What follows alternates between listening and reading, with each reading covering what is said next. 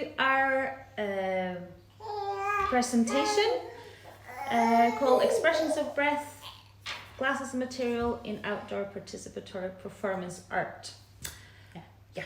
We are Frantzsen&Mjanger, Mjanger. And I'm Maria Alves Frantzen.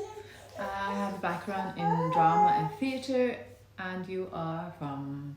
The glass and visual arts field. Yes. As you might hear, we have a baby in the background. That is how these times are. So we just have to adapt to everything. And this presentation as well is going to be, it's the first time we're doing this kind of work this way. So yeah. Hope you'll enjoy it. Yeah. We started for the film from our first official presentation of Expression of Breath. It happened in 2017 in the city of Trondheim, in the middle of Norway. It was a part of the annual craft exhibitions outdoor program there, and and that was the first time we did like an official presentation of our work. Since then, the topic of breath, the shape of breath, how we can make this unseen or this invisible visible has been important topics in our work. The relational aspect of how we work with breath, how we interact with this unseen space, this void. It's been developing into many different directions, and that is what we're going to talk to you about, really. Yeah. So we are going to talk about what is participatory performance art. Why use glass outdoor? And by using this performative approach into the work, what is the possibility for reaching a broader audience? And we're going to try to talk a little bit about thoughts in this corona crisis and how our work can be done under these circumstances, and a new pilot that we're working on. Our research into the different shapes of breath draws on the basic principle of blowing air into a gather of hot glass and push the hot material to its limits. Expressions of Breath is a project that engaged the public in glass as an artistic material without them being artists. We want to open up glass as a metaphorical and artistic medium by co-creating the work with the public without skills or experience with hot glass. When pursuing this focus, we are not aiming to work through a skilled technique, but creating relational and performative spaces for physical exploration through the act of creating, through breathing, holding, touching, walking, and exploring space. This co-creational work brings glass blowing closer to performance art by being emphasized as action in time and space. The ephemeral and temporary state of these glass objects that are being made underlines this last argument, the way we see it. Then the process started to build up this workshop. Yeah, like an outdoor studio. My background, I've been working for years in S12 studio and gallery, and we have a very kind of well-equipped workshop, I would say. But that hasn't really kind of led me to do a lot of new projects. And I really wanted to kind of see how we could make a small outdoor mobile studio for hot glass and just kind of break everything down. Have like less equipment and more kind of people. How could we engage people in this process with being outdoors? How would the glass react to kind of be made outdoors? What would that do with our process, really? Yeah, and how could we use glass more as for a performative approach, more than an object. So I was interested also to involve the audience in our artwork and to see how it is to be outdoor and relate to a piece of glass. How do you see yourself, the surroundings, and the relations to both nature or a city, buildings, or more to nature and weather itself. Do you remember how did we start to work with Well, breath? you were fascinated by the so basic thing in glass, blowing, to blow, like to go back to the essence, the really. essence, yes, and dare to go back to the essence, just blowing, and make that piece of glass that most people in glass art sees like Trash. crash. Yeah. It's kind of when you do this bubble and it blows out wrong and you just kind of trash it. You just blow it out so that the pipe will cool faster. But I mean, these shapes, these really fragile shapes, they kind of show the limits of the glass. You just kind of blow it to the limits, and you can never predict what kind of shape you get. So we started to kind of talk about this as an expression of the breath. And I think that was kind of like that was an important kind of move, that we kind of narrowed down what were we working with here? How could we engage all these people? Because I think that's kind of like to work with breath, and the way we've kind of worded it, that we're looking for the different shapes of breath. What's the shape of breath? And to know what the shape of breath is or could be, you need a lot of people. Yeah. So you need to see all these different people's breaths. And that was kind of as well, an important kind of the engagement with the people, with the public. Our first kind of public project was in Trondheim. It's a city in the middle of Norway. And it was a part of the annual craft exhibition in Norway. So we were a part of the outdoor program, and that was the first time we set up this outdoor studio for the public. So the program was kind of in two parts, or there were drop in, so they could first blow one expression of breath, this glass sculpture. Maria was in charge of the area around the oven, and afterwards the participant or co-creator took the expression of breath in their hands. They could touch it after a minute or so, and then they came out to me outside the tent, and they should more explore this shape of breath and be with the glass sculpture. So gave them some kind of easy, or no, not easy always, but some guidelines, some instructions, some words, so they can move around, take a walk together with their form. Just like helping them to see. What can you see? Can you listen to this shape? What happens if you kind of touch it? Use the senses, open up. This bodily learning or bodily experiences of art.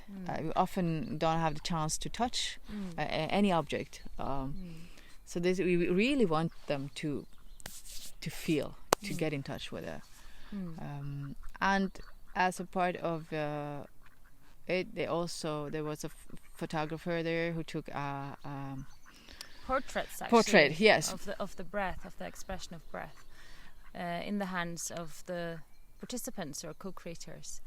After they have been walking around with it, get to know the shape, and then they should hold the breath as they wanted, or in a way that they were resting. Hold their expression of breath. Yeah, not hold the breath. Yeah, whole expression of Yeah. breath, of course. Yeah. So that was our first project. And I mean, just the setup of the outdoor studio is a mobile furnace from Mobile Glass Blowing Studio in October, in Norway, in rain and storm, and we actually had to take down the tent one night because it kind of blew away. Wasn't it October? Yeah, it was end of October. So.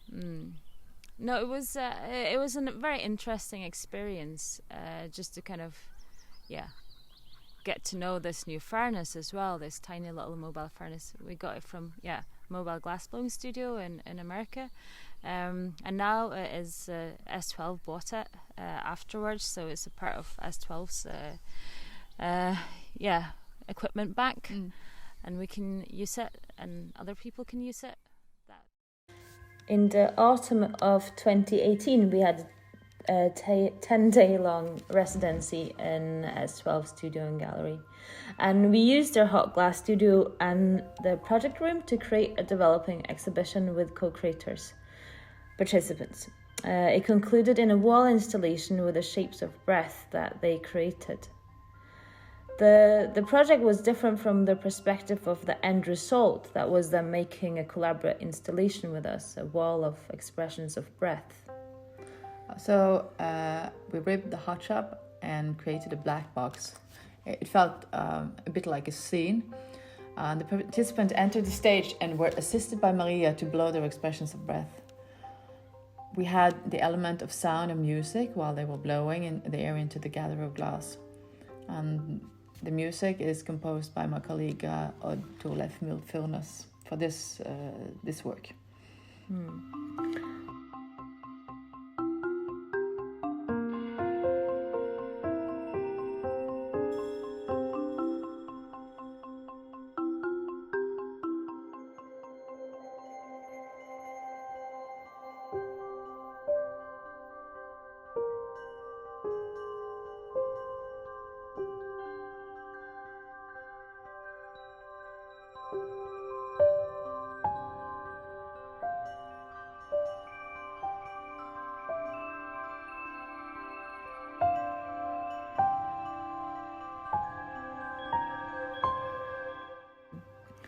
We also had Daniel Bolster as a photographer in this production as well.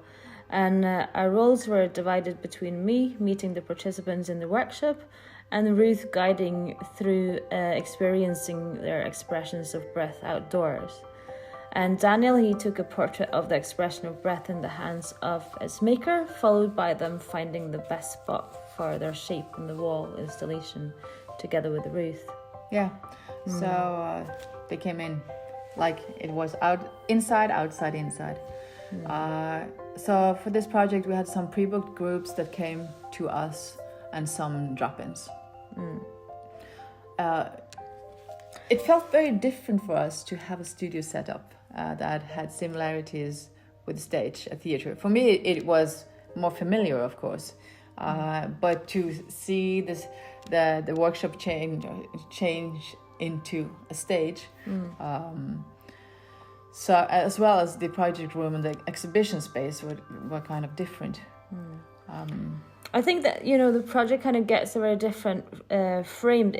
It's framed in a different way, and it puts it into a context that the public can kind of easily read and understand.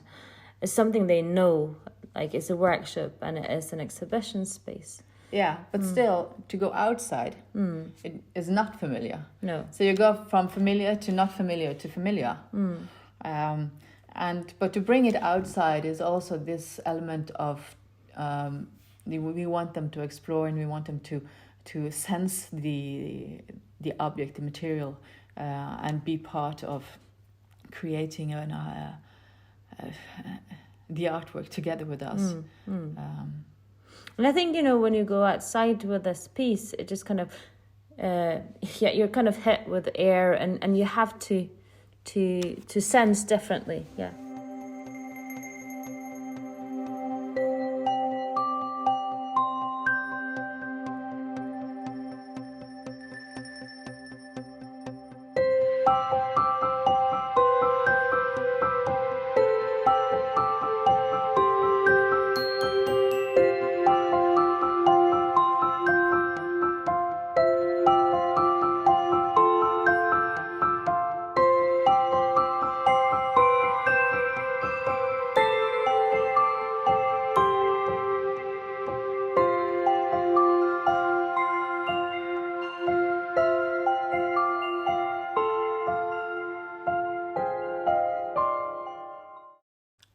on performance.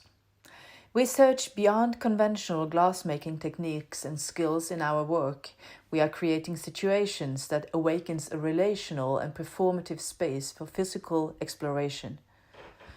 We are creating performative situations when making the breath shapes with the public, when exploring them with and through the public, when carrying and holding them, when walking with them. Expressions of breath as objects are evocative. They create a different space by being emphasized as action in time and space. So, moving from the outdoor glass studio into this field of a wish to be more outdoors. Or not outdoors, but because the outdoor studio is outdoor, but being out in nature and be small in something big, or that kind of feeling of something grand. That was the wish we had. Yeah. We were in the city landscape with the first production, and now we really want to go far away from buildings and the city. Yeah. So in our hometown Bergen, we were then it's surrounded by 7 mountains, and we were applying for to do an exhibition, a project up in a tiny little gallery, or a project gallery up in the mountains called Gallery Kronborg. And it is the space is, or the room is an old outdoor toilet, but it doesn't look like that. It's very beautiful, as you will see. And our initial project was really to kind of take the hot glass studios out up in the mountains and invite people to create breath shapes and carry them, but because we had a really dry May, everything was so dried up, so we weren't allowed to have any fire or anything that could kind of start or be a hazard. So we changed the project into something that we really had a wish to do, to kind of focus more on the performative aspect of our work. So this was a chance and we took it. So we had a from sunset to sunrise, we stayed there, and we had a performance in the beginning, about an hour, and the audience can come and interact with us. And we stayed there the night. Actually, in the middle of the night, 2 audiences came to join us. But in the morning, we went for a walk with the expressions of breath, the glass sculptures. And then it was just the 2 of us, the photographer and assistant, who was my husband. But we experienced this beautiful time zone, not time zone, but a state of mind. I don't know how to describe it, but it was, for us, it was important to leave the city and just dare to be in the mountains with the sculptures and try to see what happens then. Yeah, and I think it is important to kind of draw on the experience in the beginning of our collaboration. We played with the glass shapes outdoors. That was kind of something that pulled us together, or a wish to kind of start our collaboration. So with Expressions of Breath up at Kronborg, we kind of came back to some of that, or kind of framed it somehow, I feel. It was kind of framed, or my feeling is like this, it stood out. The other thing we did for this project was that we needed stable glass forms to carry, so we did not kind of push the glass's boundaries to its limits so that it was paper thin or anything. We had to kind of find a way to get these interesting breath shapes, where we have this communication with the glass and the blower or the breather. But we annealed them so that we could carry them, so they were stable. And that was a very different feeling, because you had this physical, bodily experience with the glass shapes. They could kind of fit your body in a very different than these very fragile that you're a bit scared of. So it changed something in our work. Hello, Miriam. Hi. It is going back to the basic, like holding and carrying, resting. To have these sculptures in your arms when you are laying on the ground and just breathe. And you get the input from your surroundings, and we really need to listen with your whole body to present what you are going to present.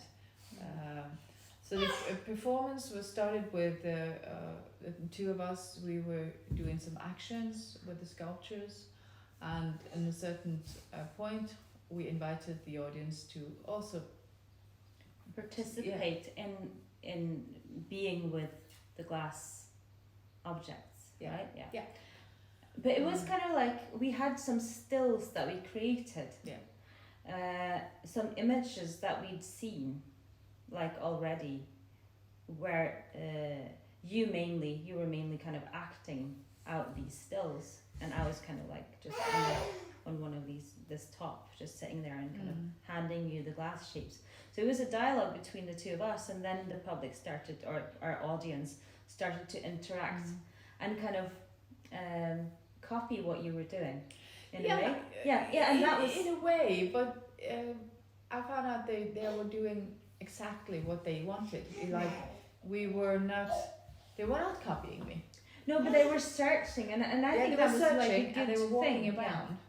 And they were exploring themselves, and we had a great time.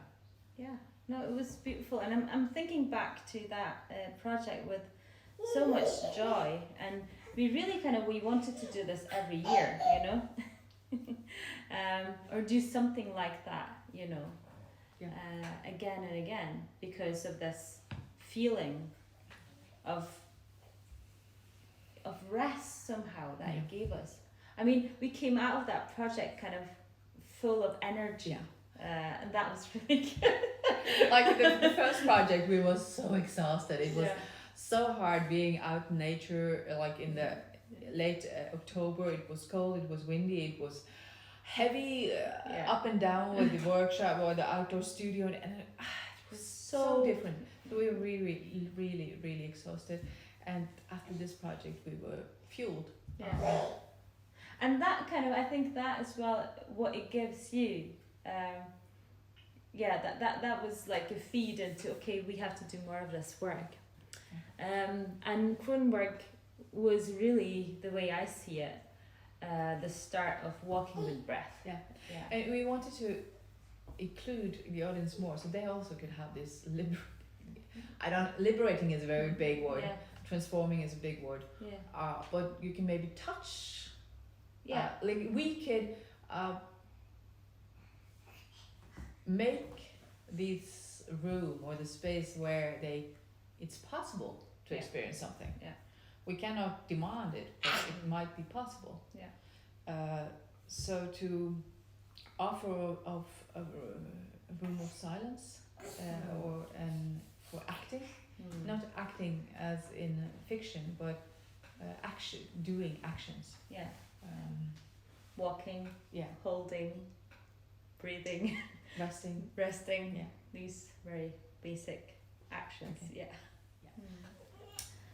In Walking with Breath, we invite the public to co-create by touching, holding and carrying glass objects, expressions of breath. As a group. We walked together. That was the first plan, to walk together as a group in silence in a given environment, in the botanical garden here in Bergen. It was part of the testing room for VIT is a theatre garage, they call it. So they offer an opportunity for test out new projects.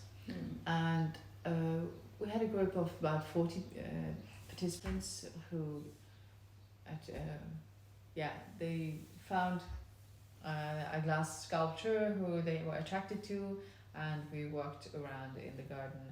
In the beginning I was leading, and certain places they could have more time for improvisation, and and as well we kind of give them these cards that are a bit like a clue or help. Yeah. So in the gardens they got a card that said find a place, rest, and walk up down up down up down. Yeah. So it's very kind of open, but it is what happens in that kind of space where they're doing this. And I think the images we had is a group called the Dark Room of photographers, analog photographers that documented this event, and some of the images I think are quite kind of they're strong, and they kind of get this sense of quietness, and it's kind of like it's quite kind of, some of the images are I find quite lonely.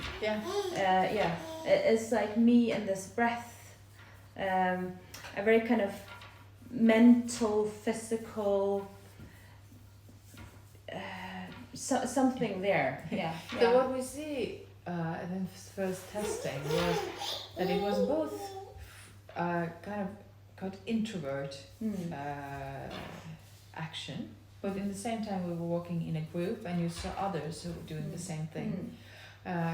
So in the beginning many feels it's a bit awkward to do this, having the sculpture in the hand and walking after another and be silent, and but we insist on silence because we want to offer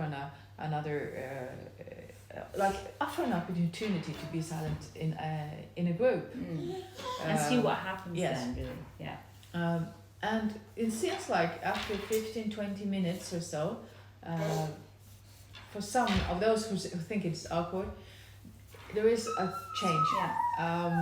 Where they feel, some of them feel, now I'm still inside, I managed to be in touch with, connect somehow with this. Yes. Yeah, because they kind of connect with it. Another thing we actually did at Prövrum was that we told them that you could swap. Yeah. So they changed and kind of asked if can I have yours, and just to learn to know the different shapes of breath, and what attracted them and not. And that was quite interesting as well, I think, actually, because some of them were just like really want to swap, but other people were kind of like, no, this is mine, this is what.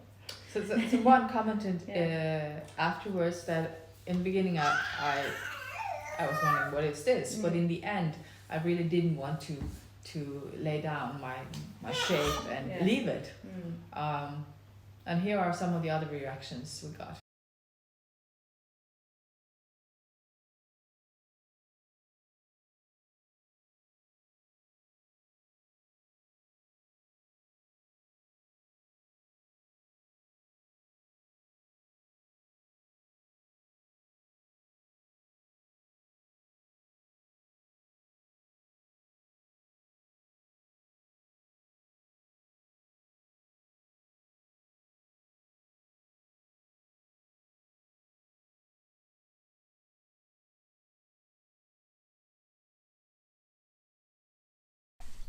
We continued with the expression of breath in an artistic research symposium in Estonia in summer 2019. And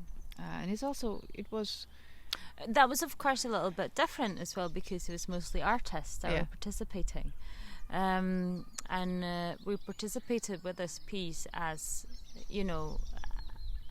as a part of our artistic research, so I guess the participants had looked at it in with different eyes than the audience we had in Bergen. But you get some important interesting feedback, and that is the reason why presenting for fellows that you get more feedback to really work on or to develop your things.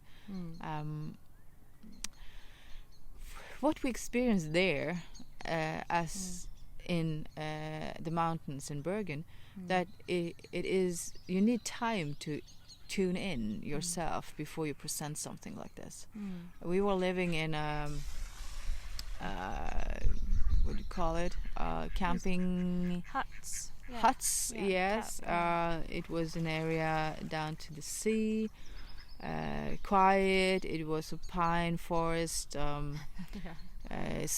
Late summer. It was beautiful. So we had kind of We had time for ourselves. I have 2 kids. You were pregnant, so you were very kind of present pregnant in your body. Yes.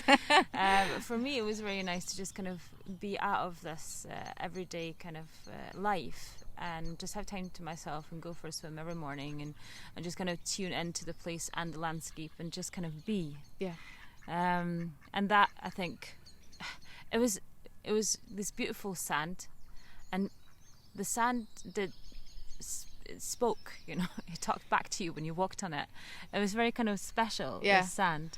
And that kind of added something to it for me, that was kind of, it just kind of gave it a very kind of different aspect, that nature, that sand there, and these glass shapes made of sand, and this sand talks back to me kind of thing, It was kind of like quite a kind of odd experience. But yeah, so that was walking with breath in Estonia. That was what we were participating. We were anticipating, and we were planning to bring to Sweden for you to interact with and engage in. And I think it would be very interesting to get glass people or trained glass artists to participate in this. Because I think the reactions would be very, very different. I think we look at glass in a very different way.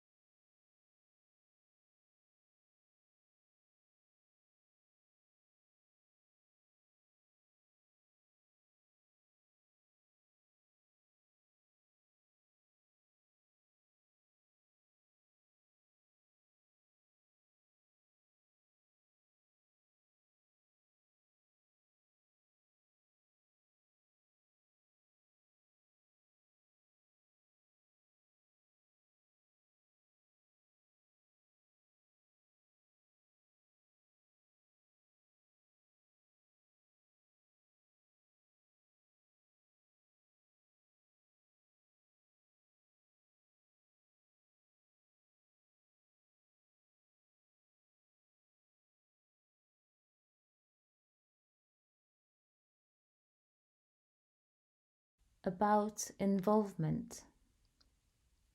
We invite the public to co-create our projects by creating, touching, holding and carrying glass objects that we call expressions of breath.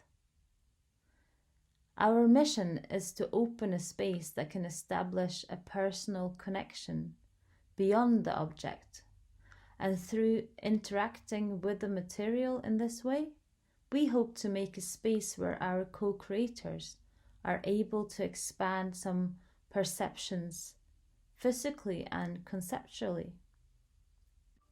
A space of wonder in relation to this invisible that surrounds us, this everything that connects us, inside our body, outside our body, in you and in me. Working with breath and glass and performative actions as a material, the collaboration with the audience takes place in the creation and the handling, and through the performance with the objects. And this is, of course, not possible in the times we're living in now.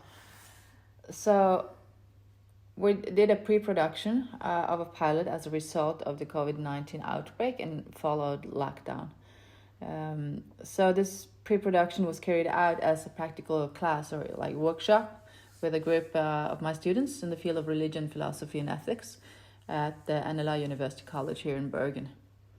What we did was that we sent the students a quarantined performance kit that included an expression of breath, the pre-blown shapes, and an audio guide, and some tools to practice and prepare for a performative walk alone with breath.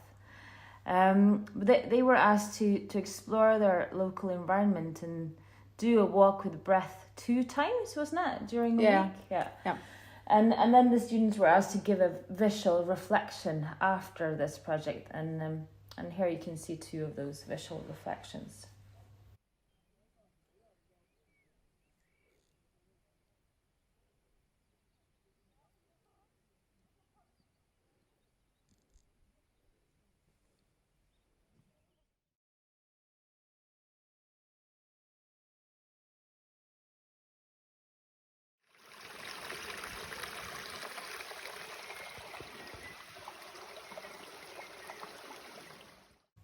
We would like to develop this learning of breath further as a collaborative and performative work, where we set number of expressions of breath. These are available for loan. We are then taking about bringing the art and the experience home to people as touchable, handable objects and actions, not through the screen, as many artists do in this time. The glass objects, which are the shape of the breath, will be sent to the audience or our co-creators in a mail, along with instructions and how to handle the shape and interact with it. And maybe we will ask also for a response from them, as we did for the students. Yeah, that would be interesting. Maybe a website. I don't know. Yeah, we don't know yet. But what we think about this project is that it would then be boundless. In the sense that the objects can be sent anywhere without direct human contact, and that would kind of reflect the boundlessness of the air and breath, and at a time when all borders are closed and human contact is more or less absent, the project will allow the audience to participate in a performative act from where they are in their own environment. Yeah, well, that's the idea. Yeah.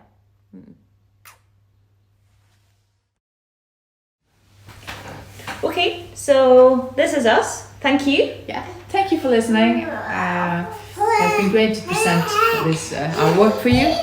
And we hope to see you live next time out of this corona crisis and out about in the world again. And if any one of you are interested in our work, just be in contact. Yes. Okay. Bye. Bye.